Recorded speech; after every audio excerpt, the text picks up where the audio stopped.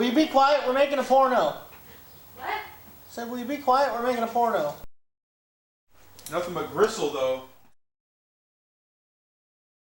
Now, considering if you're watching this, you're probably one of the 10 people that I actually know, or my mom.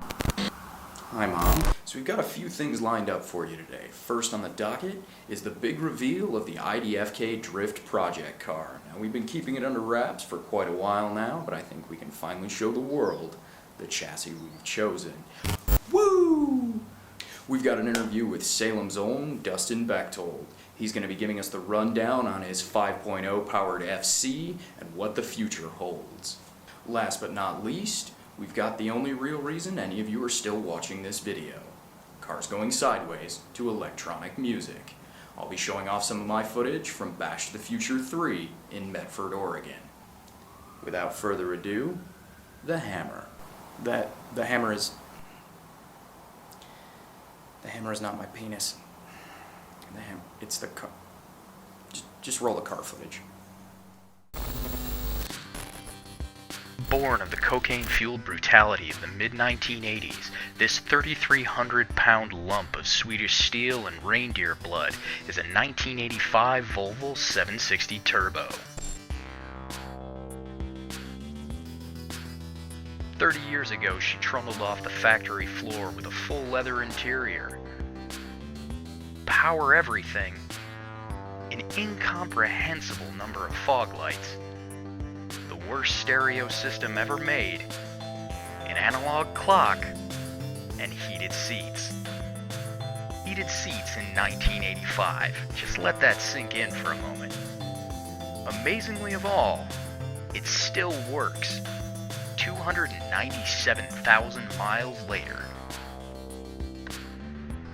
While Volvo doesn't have a real following in the stateside drift community, our European brethren have embraced the Swedish behemoth and made the Volvo a mainstay in all of its incarnations. Now, some may ask why this chassis and not another more storied or easier route, but I'll stand by our choice. Our sport has become infected with a cancer known as drift tax. Rusted and thrashed rollers are claiming big price points. We're here to prove that a $300 Volvo with a bit of work and ingenuity can run with the best of them, or at the very least spit in the eye of every 240 owner who thinks a stock car with 100K on the clock is worth $2,000. Now, before the internet flame wars start, let's just transition very quickly into our interview with Dustin Becktold.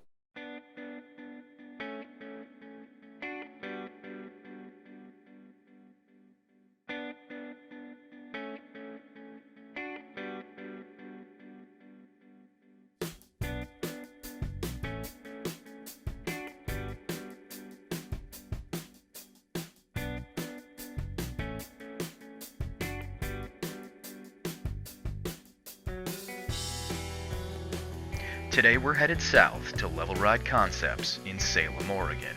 45 minutes outside of Portland, this low-key custom shop is where the monsters hide.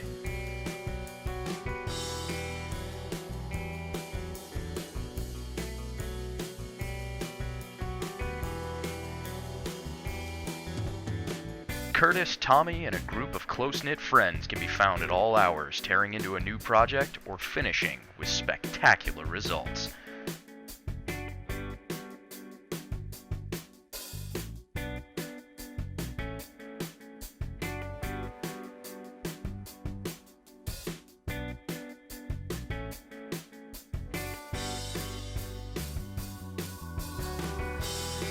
PARC regular and Salem resident Dustin Becktold took a few minutes to talk to us about the current state of his 5.0 powered FC and his plans for the future.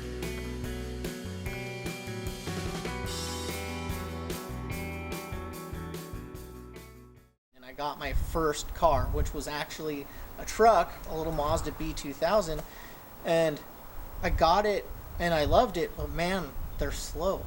And that's kind of where I got the bug of I want to go fast, you know.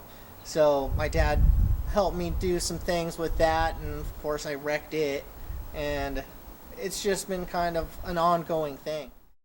So my first drift chassis which wasn't very good, but it still worked, was a TE72 Corolla that I picked up off a buddy for about $300. And what had happened was I was in a sort of import team, and a bunch of my friends started their own, and they strictly did autocross and drifting, and they basically just talked me in coming over to that team, which was much better. And I picked up the Corolla, started dinking around with that, and in the meantime I picked up my first FC shell, and that's pretty much where I got started with the FC. The Corolla was fun, but the steering's not quite there, and you know, the FC is just kind of my thing. So I've owned one since probably 2003 until present, in one form or another, because if you know RX-7s, you know how that goes. So my current build is a 87 FC RX-7 T2. I got it as basically a shell. I think I had one door panel and a dashboard. I took a 302 out of a 91 Mustang, and I swapped that in there along with a Lunati cam, Ford Racing aluminum heads, and BBK shorty headers. And then I had Level Ride make me a custom X-pipe for it.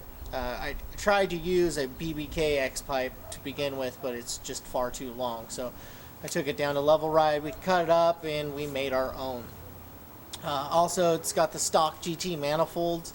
I don't have any engine management at this time, so I really wanted to not burn down the motor.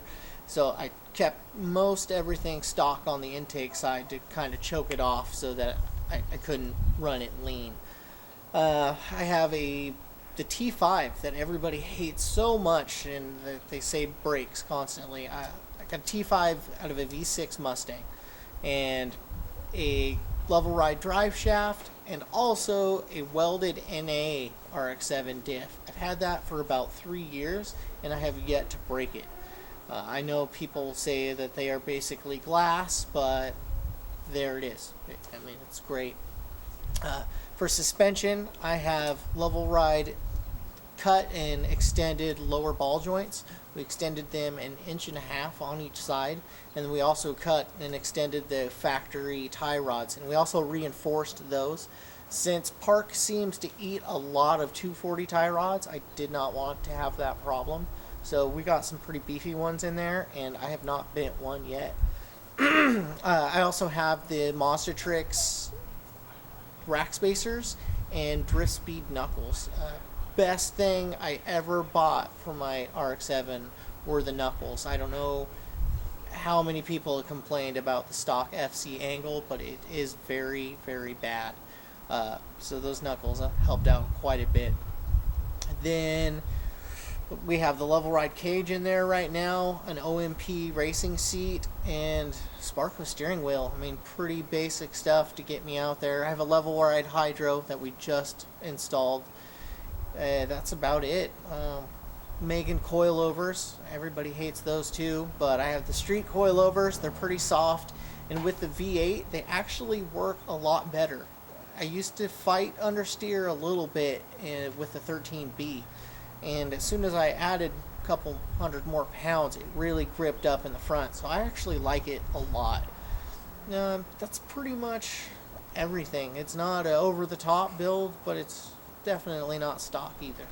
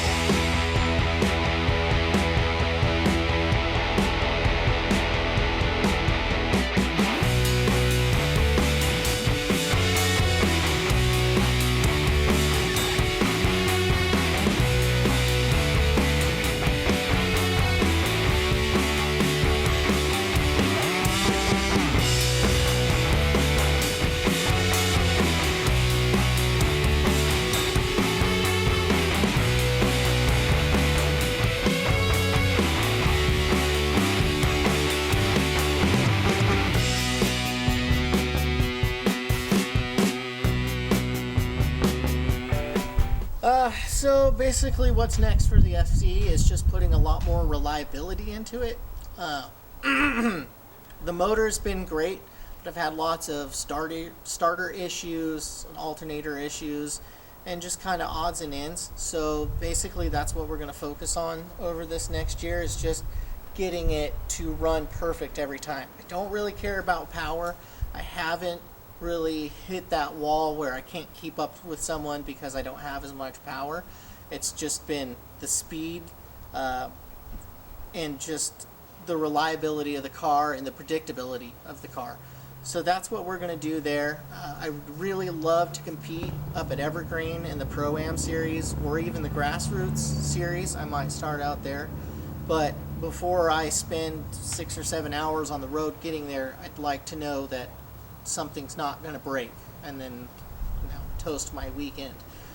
So my plan is basically just to run every event in 2015 at PARC that I can, and just shake the living crap out of this car down until we've got it just perfect, and then I'll start looking more into competitions. So my best word of advice to anybody who wants to get into drifting is basically keep it simple. A lot of people, they pick up a 240 and, oh, I'm going to go LS, I'm going to go RB. A stock single cam, a dual cam KA will drift just fine. And just keep it simple. I mean, people are going out spending a lot of money on things they don't need, or they think they need more power. The thing you need the most is seat time. Seat time, seat time. There's so many builds out there that I see people, they build it halfway and then they sell it for whatever reason, and you could have been out at the track this whole time, and you could have been getting a lot better.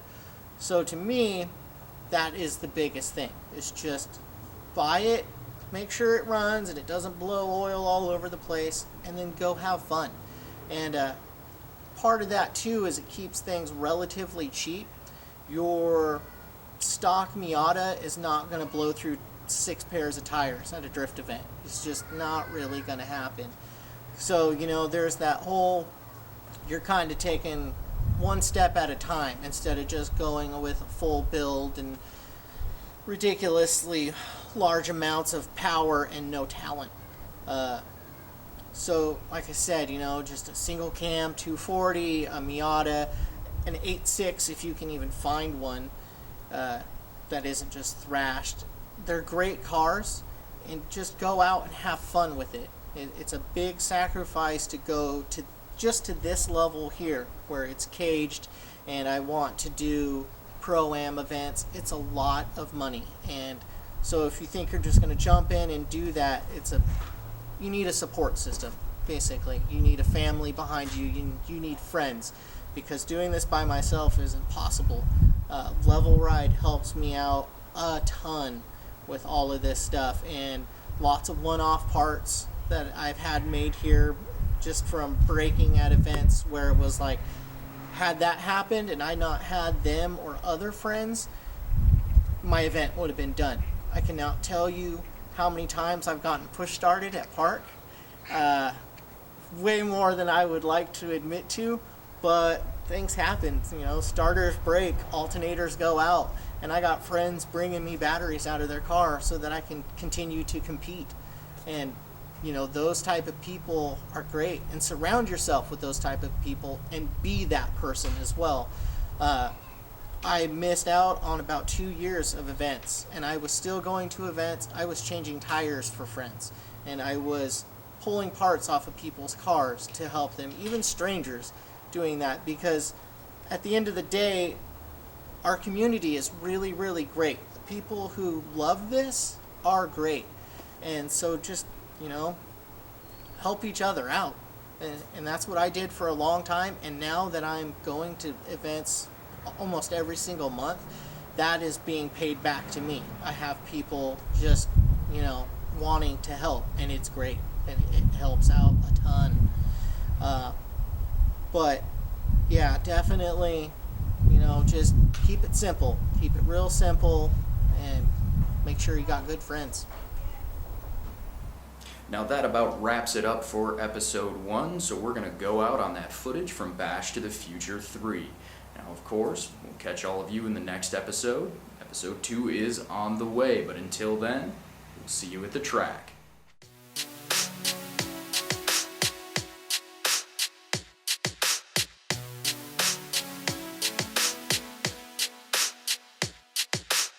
Just set your